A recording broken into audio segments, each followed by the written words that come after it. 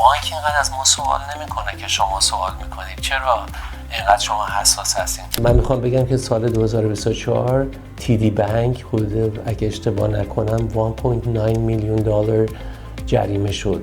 سال 2023 RBC جریمه شد و CIBC.